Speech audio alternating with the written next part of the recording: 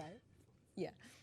Good afternoon. I call this meeting of the Michigan Public Service Commission to order on November 14th at 1:32 p.m. Madam Secretary, please call the roll. Chairman Talberg, Present. Commissioner Scripps, Present. Commissioner Phillips. Present. Madam Chairman, you have a quorum. Thank you. And just an announcement that we now have video capabilities where we'll be able to see the presenters and anyone seeking to address the commission, so you can see more than the back of their heads.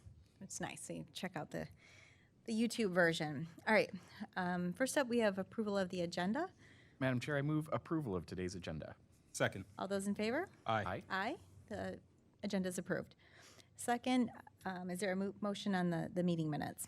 Madam Chair, I move approval of the minutes of the regular commission meeting of October 17th, 2019. Second. All those in favor? Aye. Aye. The meeting minutes are approved.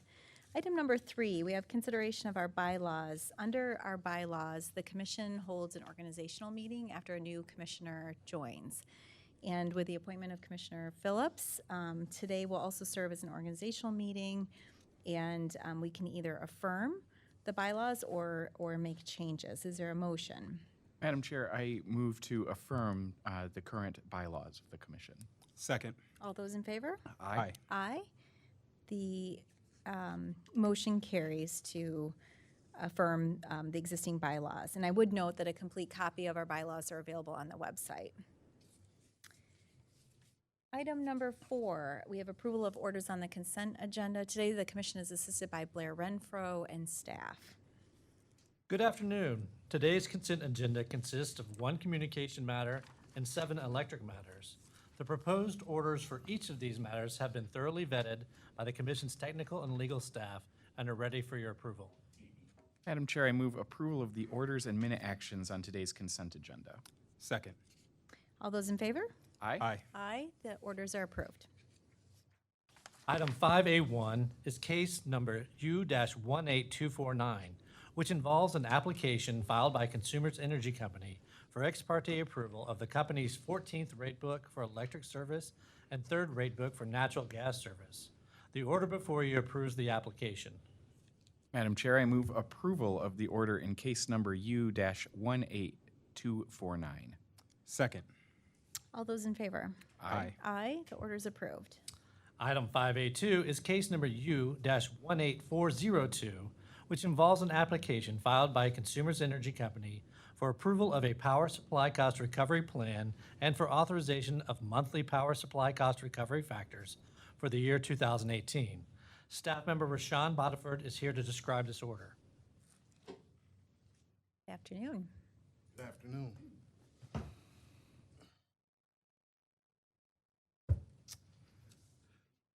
Good afternoon. My name is Rashawn Bodiford, and I am a public utilities engineer in the Act 304 and Sales Forecasting section of the Energy Operations Division here at the Michigan Public Service Commission.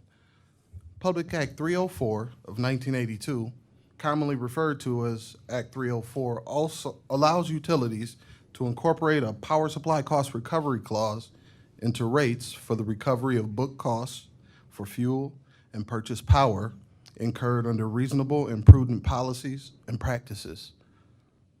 Each utility is required by law to file an annual power supply cost recovery plan describing the expected sources of electric power supply, as well as any changes anticipated in the cost of power supply over the period covered in the plan.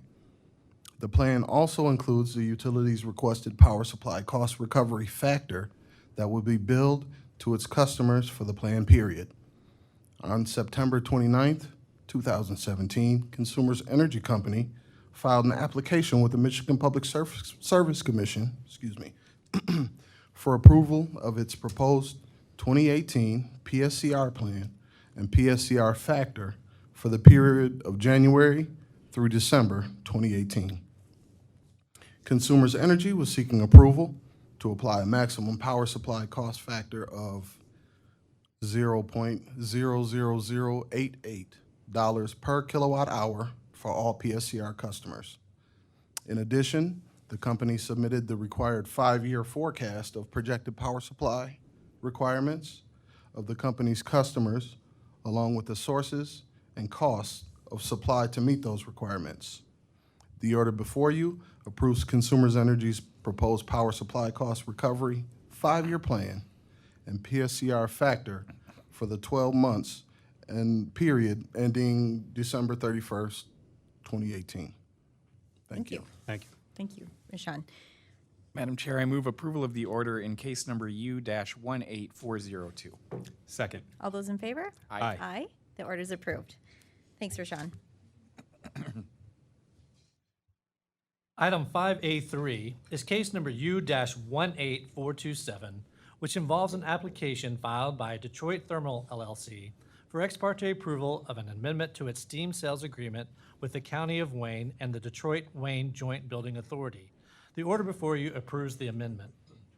Madam Chair, I move approval of the order in case number U-18427. Second. All those in favor? Aye. Aye. The order is approved. Item 5A4 is case numbers U-20317 et al., which involve proceedings established by the Commission to address the impact of the Tax Cuts and Jobs Act of 2017 on regulated utilities' deferred taxes. Staff member Daniel Gottschalk is here to describe this order.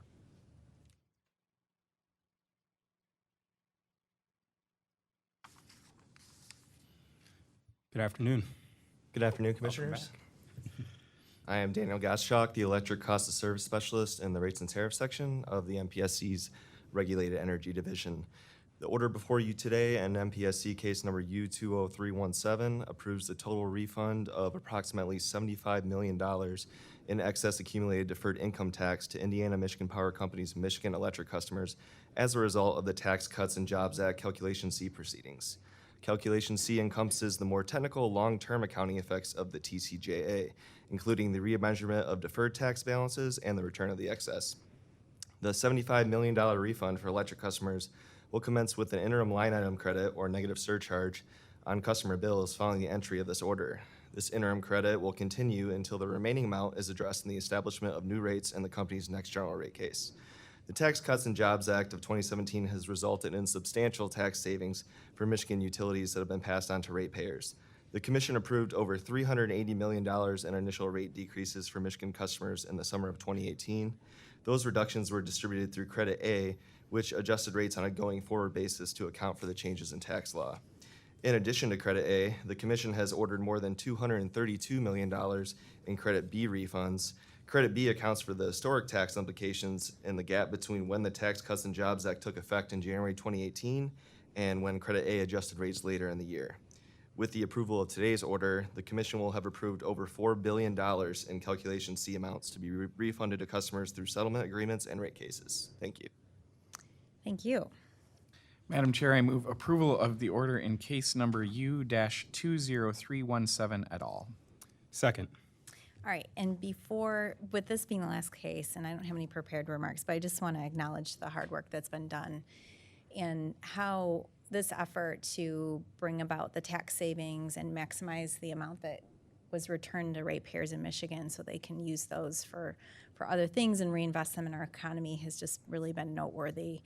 The Michigan Commission strives to be the best-in-class organization by focusing on the public we serve and making well-informed decisions at every level, and that was certainly the case. It was, as the tax law was being signed in late 2017, the staff was evaluating that and crafting a strategy to ensure that every dollar could come back to ratepayers here in our state. And so through that swift action and the staff working hard to formulate a process that ensured accuracy, transparency, and timeliness to get these dollars in the hands of Michigan ratepayers has just been exemplary. So I'm very proud of the work that you all did. The list of staff involved is almost too many to read here. I know we'll have further acknowledgments internally to recognize the hard work. Daniel, you've been a big part of this, as well as others throughout the commission. The tax implications have tentacles that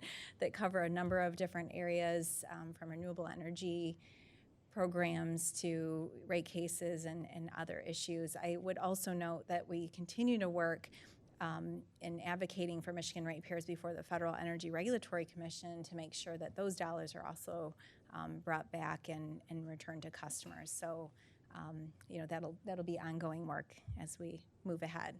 And with that, Actually, you before wanna- I also wanted to echo the thanks to staff, that it really has been tremendous, and also to former Commissioner and current Treasurer Rachel Eubanks for spearheading this, and Madam Chair for your leadership in seeing this through all the way through credit A to calculation C, and here we are. $4 billion is a lot of money, and in other states, it has been seen as something that could be used for other purposes, and I think our approach is the correct one, that this money belongs to the ratepayers and should be returned to the ratepayers. So thank you for your leadership. I'm excited that we're at this point.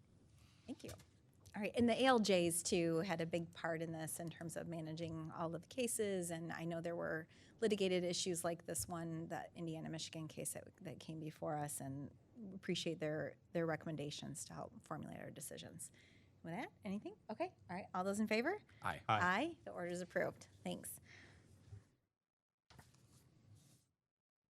Item 5A5 is case number U-20497, which involves an application by Michigan Electric Transmission Company, LLC, Wolverine Power Supply Cooperative, Inc., and Midwest Energy and Communications for a determination regarding the proper classification of a 138 kilovolt facility located in Morenci, Michigan.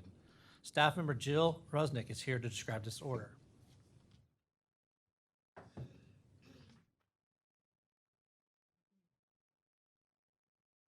Good afternoon, Commissioners. Good afternoon. In order number 888, the Federal Energy Regulatory Commission, FERC, explained that the 7-factor test is 7 indicators of local distribution that are to be evaluated on a case-by-case basis. According to FERC, the intent behind the 7-factor test is to assist the state commissions and FERC in sorting facilities into distribution and transmission categories for jurisdictional purposes. FERC stated that it will give deference to the state's determinations as to which facilities are transmission and which are local distribution. On March 29th of this year, joint applicants Michigan Electric Transmission Company, METC, Wolverine Power Supply Cooperative, and Midwest Energy and Communications filed an application requesting the Commission issue an ex parte determination that would classify METC's proposed 138 kilovolt facility, known as the Morenci Project, as transmission pursuant to FERC's 7-factor test. The joint applicants explained the Morenci Project is needed to serve new and existing load in the Morenci area located in the southeast part of the state. The Commission ordered that a contested case proceeding was necessary to allow for a full explanation of the project, an evidentiary record, and for it to make a factual determination of whether the Morenci Project should be classified as transmission. In order to issue an expeditious decision, the Commission read the record in this case. Consumers Energy Company, DTE Electric Company, and staff also participated in the proceeding. The Commission applied FERC's 7-factor criteria in this case. Factor 1, local distribution facilities are normally in close proximity to retail customers. Factor 2, local distribution facilities are primarily radial in character. Factor 3, power flows into local distribution systems. It rarely, if ever, flows out. Factor 4, when power enters a local distribution system, it is not reconsigned or transported onto some other market. Factor 5, power entering a local distribution system is consumed in a comparatively restricted geographical area. Factor 6, meters are based at the transmission local distribution interface to measure flows into the local distribution system. Factor 7, local distribution systems will be of reduced voltage. The order denies the joint applicant's request to classify the 138 kilovolt facility in Morenci, Michigan as transmission and determines the classification as distribution. Thank you. Thank you. Thank you. Madam Chair, I move approval of the order in case number U-20497. Second. And before we go to vote on this, I just want to acknowledge the time that's been spent on this case over the last year, but even before that, where there was disputes among the providers over the classification of this facility. And I think it's helpful. The evidence was clear. This is distribution as we looked at the evidence and applied the 7-factor test. I'm hopeful that this guidance and the order will shed light on future potential issues going forward with facilities and could avoid a protracted contested case to try and resolve these issues.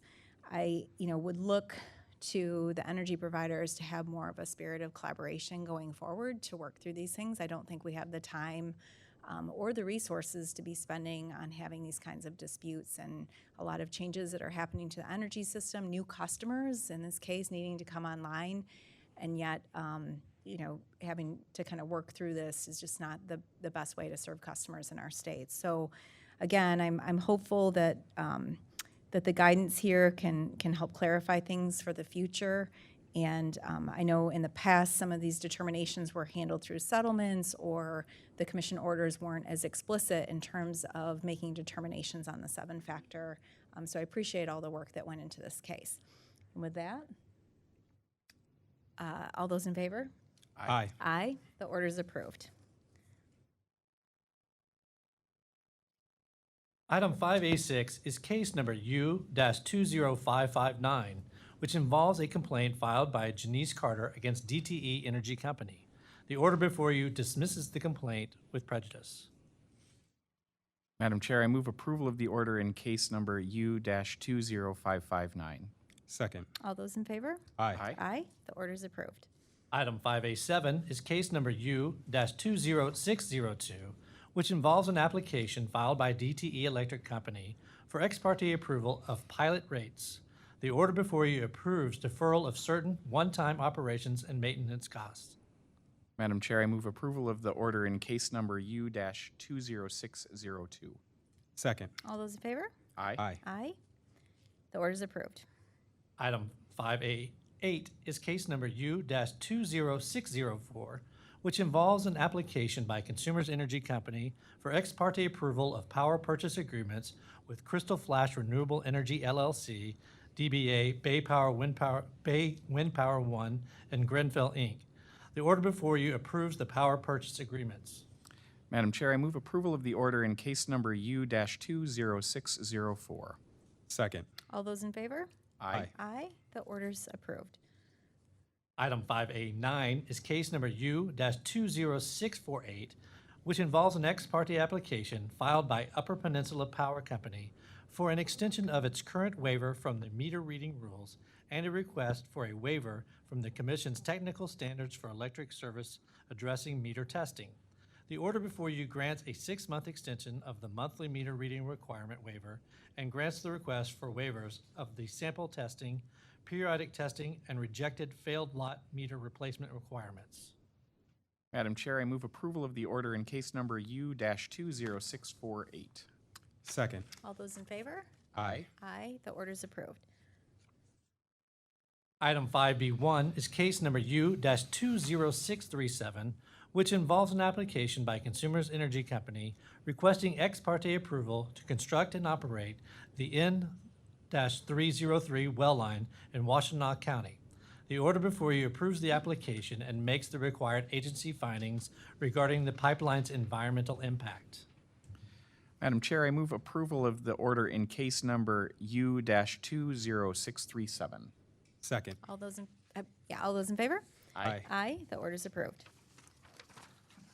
Item 5C1 is case numbers U-20504 et al., which involve an action on the Commission's own motion for Anthony Martell, DBA Martell Cable Service, to show cause why he should not be found in violation of the Uniform Video Services Local Franchise Act.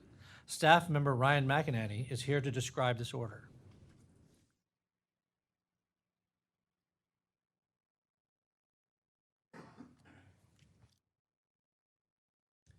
Commissioners, the order before you is for case numbers U-20093 and case number U-20504. On April 18th, 2019, the Commission directed Martell Cable Services, Inc. and Anthony Martell, doing business as Martell Cable Service, to show cause why it should not be found in violation of the Uniform Video Services Local Franchise Act, otherwise known as Public Act 480. Commission staff had concerns related to possible violations of the requirements of Section 9 of Public Act 480, which requires that a provider file an annual report with the franchising entity and commission regarding the progress within Section 9, which provides that a video cable provider shall not deny access to service to any group of potential residential customers due to race or income. In addition, the commission staff had concerns about compliance with Section 12, which pertains to video cable providers submitting to the commission any information requested by the commission necessary for the preparation of the annual video cable competition report. Concerns also existed as to whether Martell Cable Services, Inc. was a legally operating corporation in Michigan pursuant to Section 2 of Public Act 480. This is the third year in a row that the commission has issued a show cause order against Martell Cable regarding, for the most part, these same issues. Martell Cable was previously ordered to show cause and provide documentation of its status as a legally operating corporation in February and June of 2018 in case number U-20093. However, Martell Cable failed to provide this information to the commission. On May 21st, 2019, Mr. Anthony Martell submitted into the docket a copy of a certification that was filed with Oakland County on May 20th, 2019, stating that he operated his cable TV contracting business under the name of Martell Cable Service.